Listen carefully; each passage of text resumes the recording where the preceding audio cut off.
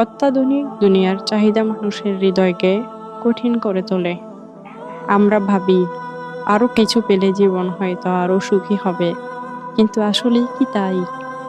যত চাওয়া ততই অশান্তি।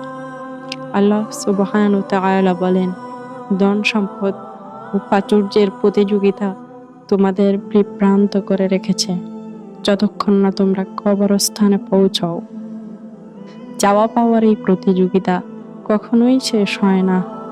এক ইচ্ছে পূর্ণ হলে আরেকটি জন্ম নেয়।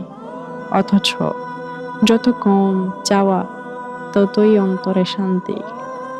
সত্যিকারের সুখ লুকিয়ে আছে কৃতজ্ঞতার মধ্যে, সন্তুষ্টির মধ্যে। আল্লাহর দেওয়া অল্পতেই যে সন্তুষ্ট, সেই পৃথিবীর সবচেয়ে ধনী মানুষ।